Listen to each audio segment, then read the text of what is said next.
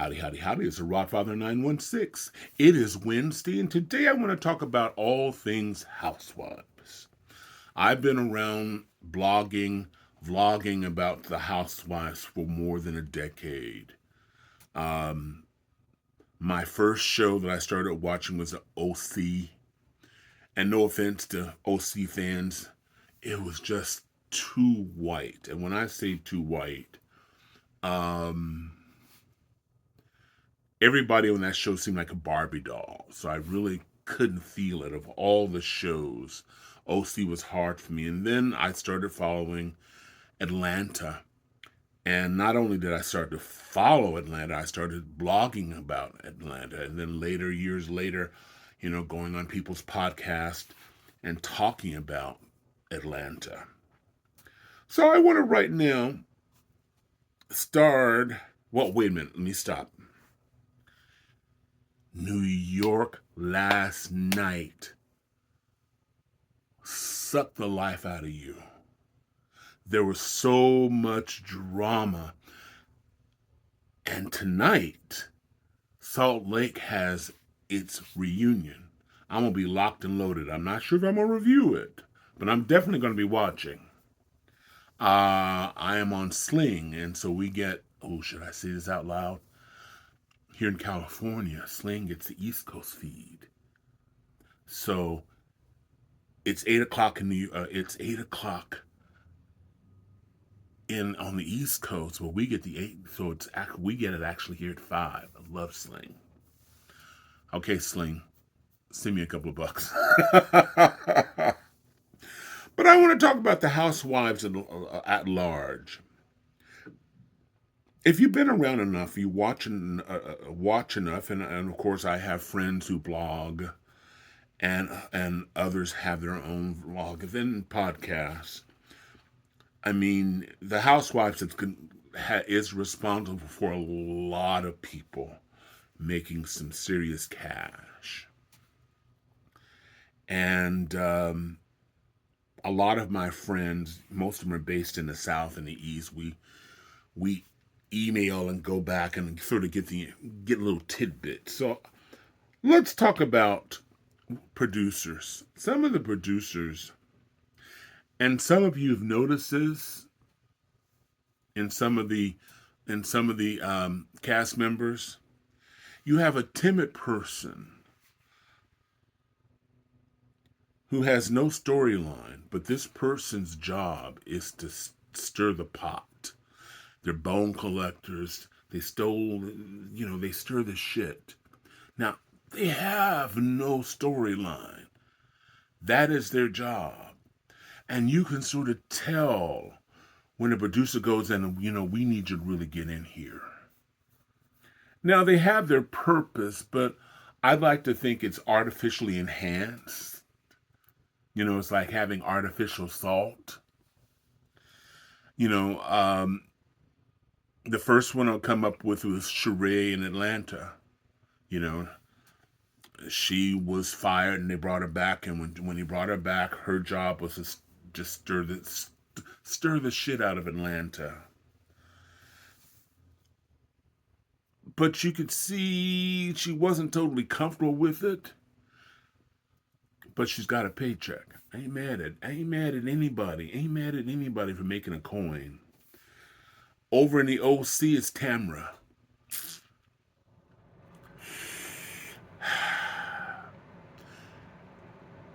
Tamra is mean. And she cuts the white meat to the point that I kind of like to see her go. Really and truly. Some people say, well, look at Kenya. Kenya's an ass. She is a actress. And she has saved Atlanta many times. Love her or hate her. She doesn't mind. That's her job, is to be disliked. But she, unlike Tamara, she don't get to the heart, to the white meat. I mean, yes, she pisses a whole lot of people off. And I'm sorry that she lost her job. But she kept Atlanta afloat for many, many years. Now, last season, the surprise last season is Dorit over in Beverly Hills. Last season, she didn't have a good season, and I didn't think she'd come back for this season. Um, and if they did bring her back, I thought they'd bring her back as a friend. I mean, she wasn't connecting. She and Garcelle were having issues, but there wasn't much of a storyline with Dorit. However, this year, she is Beverly Hills, and she's been excellent. But there's a problem for me. I wonder if you feel this. There's a part of me that doesn't quite believe Dorit and PK and all the drama. I hope I'm wrong. You know, I really and truly hope I'm wrong, but there's a part of me that just I'm not quite feeling it. Over in New York, Bryn, and we'll be talking about Bryn and Uber later, but stirring the pot. And it's not a good look for Bryn, who was one of my favorites last season. And then there's Uber. Maybe too much.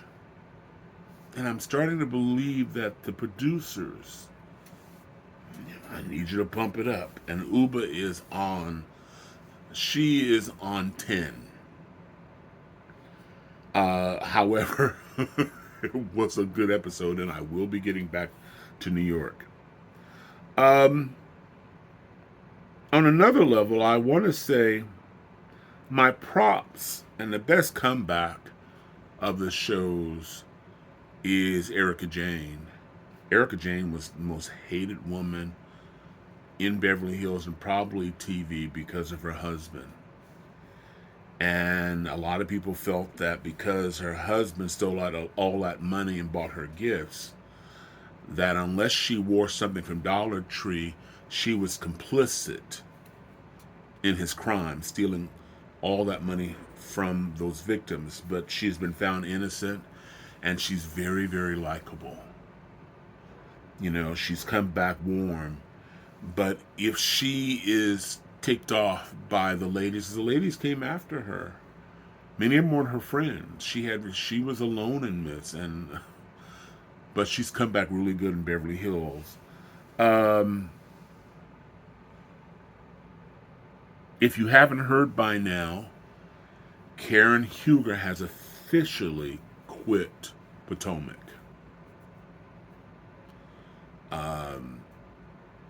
I mean no harm, but you weren't going to be there anyway. Sounds like you're going to jail, sweetie. But you will be missed. The Grande Dame. She was full of herself. Now, what I'm about to say now is going to piss a few people off, because these are popular shows. But I could care less about Atlanta. And if they bring it back, I'm not watching the season. I hung in there for many seasons and got nothing. The only thing that sort of held it together again was Kenya. But and she wasn't enough.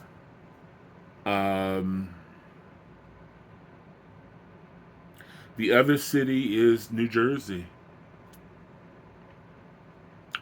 They kept Teresa on too long. And at this point, it is so polarized that if they kept Melissa, a lot of people wouldn't watch. If they kept Teresa, doesn't watch. The only way they can bring New Jersey back, in my humble opinion, is a complete reboot. And that means getting rid of the men who I love on the show. They have the best husbands. They get along. Them and Married to Medicine, where the men make it enjoyable. If they do bring Jersey back and Atlanta back, especially Atlanta, come on, you guys. Come on, Bravo. This is 2025. Let's integrate the class. Where are my Latinas in Atlanta? I've been to Atlanta several times.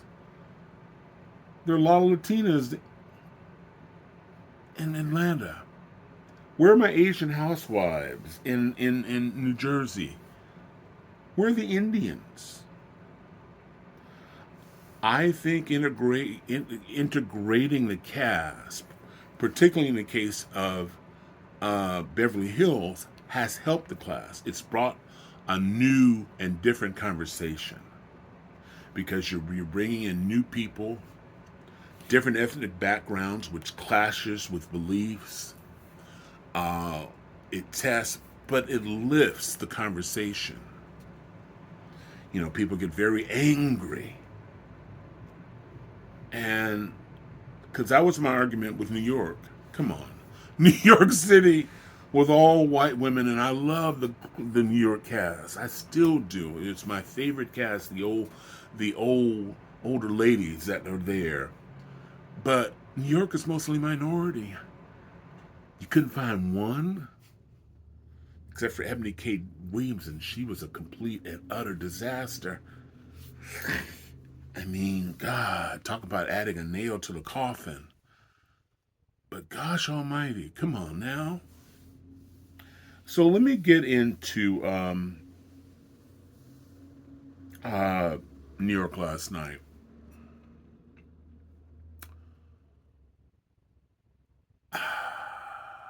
I didn't see it coming. When it comes to sexual assault, there's nothing more serious for a lot of women.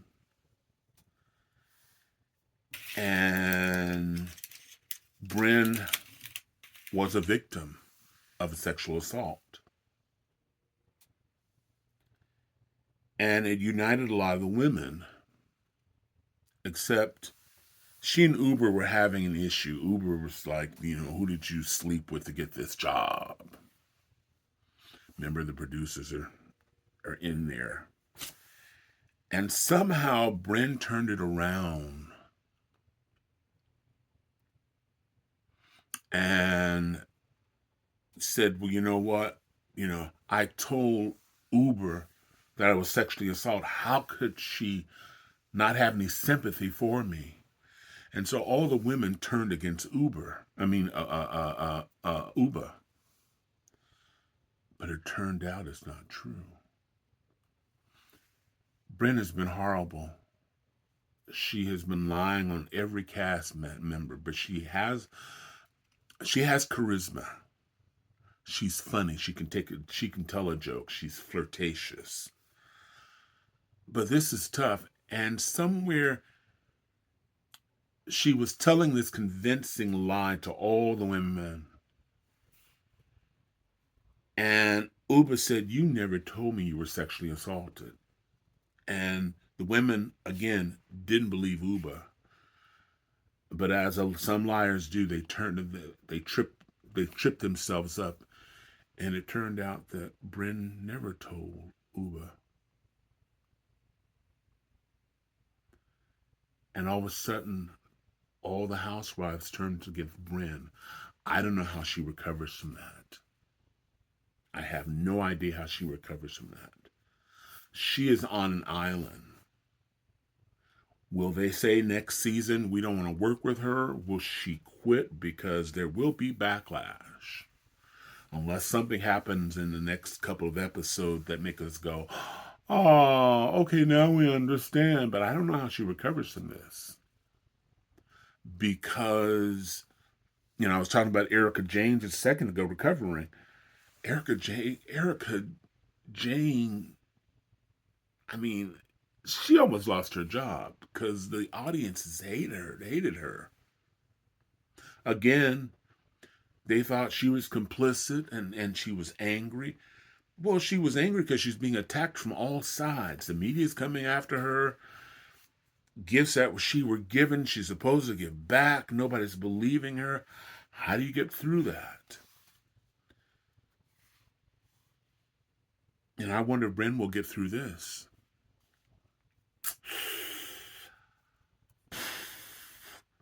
If you can, go back to Bravo or Peacock and see it on Peacock. You get all the cuss words. Watch it. It is absolutely breathtaking. Hope I haven't given too much away. But New York in a couple episodes has to redeem themselves. Finally, there's Salt Lake City tonight. Salt Lake City has become the gold standard of housewives, in my humble opinion, of all the housewives. In the last 3 seasons, they have been able to sort of reinvent themselves from season to season. Um, from the Black Eye to Monica, this season is going to be good. I mean, it's going down in the book. It is Salt Lake is much see TV with a level of honesty and rawness that we don't see in Housewives.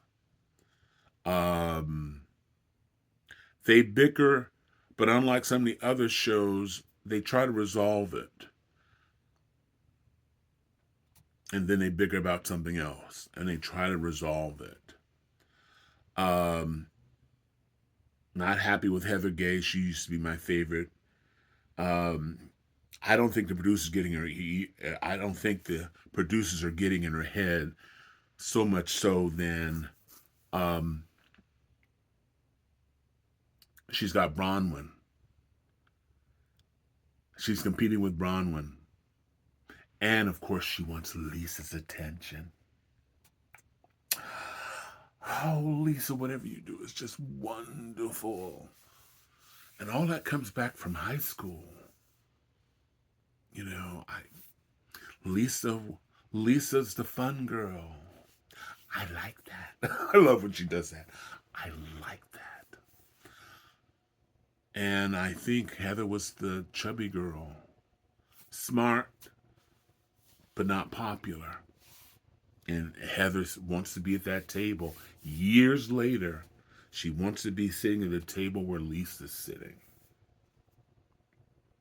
But you can leave! Heather's kind of, Meredith is sort of fading. But watch Salt Lake. This is The Rodfather. Long ass video. I hope you got something out of it. Please comment, subscribe, follow, like, wherever you see this hairy face. And definitely watch Salt Lake tonight. If you're into Housewives and you haven't watched New York, watch last night's episode. You may go back and watch the other ones. It may be a new episode for you to look at. But meanwhile, this is The Rodfather in color. Thank you a lot for watching. I'm out of here. Wishing everybody love, joy, peace, and happiness. The waves go in and then they go out. Right now, the waves are kind of looking dark and murky, but it won't be forever. I promise you.